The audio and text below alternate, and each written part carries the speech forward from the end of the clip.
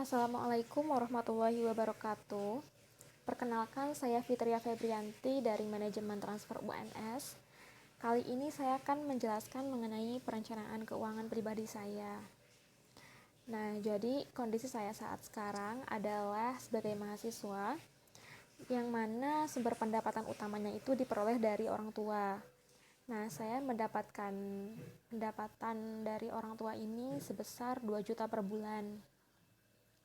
Nah, jadi saya itu segala kebutuhan hidupnya masih tanggung oleh orang tua seperti biaya sehari-hari maupun biaya kos.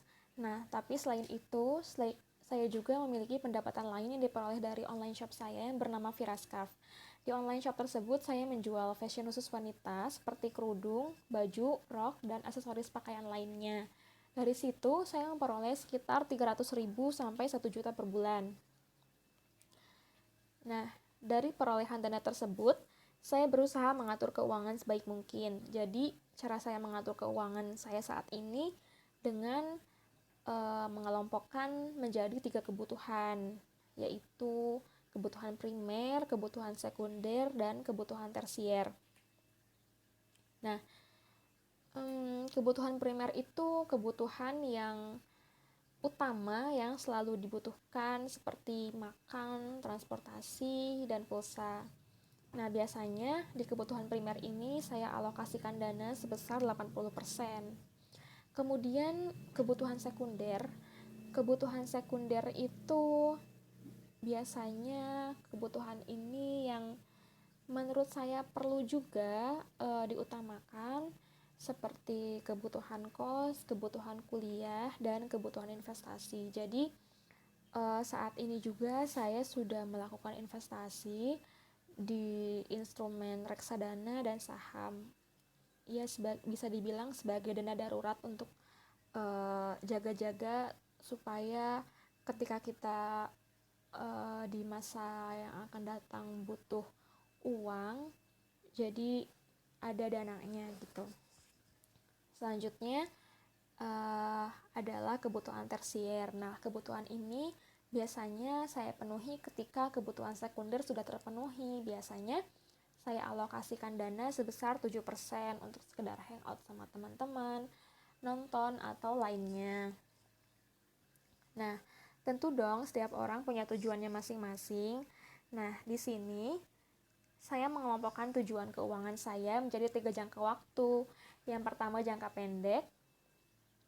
Jadi 1-2 tahun ke depan tujuan keuangan saya kurang lebih untuk mencukupi kebutuhan hidup sebagai anak kos dan menjalani usaha online shop saya. Kemudian tujuan keuangan jangka menengah saya untuk 2-5 tahun ke depan, saya ingin mengembangkan bisnis sendiri, traveling, dan membeli kendaraan. Nah, untuk jangka waktu lebih dari 5 tahun, saya merencanakan keuangan saya untuk membeli rumah, memiliki dana pendidikan untuk anak, ibadah haji, memiliki dana pensiun, dan tentunya financial freedom. Siapa yang gak mau dong hidup di masa tua, menikmati hasil jerih payah yang kita tanam dari sejak dini gitu. Nah, tentu tidak mudah untuk mencapai tujuan keuangan yang diinginkan. Jadi saya harus melakukan berbagai upaya alternatif untuk mencapainya. Misalnya bisa dengan mencari penghasilan lain dengan cara bekerja di suatu perusahaan, kemudian hasilnya digunakan untuk mengembangkan usaha dan berinvestasi.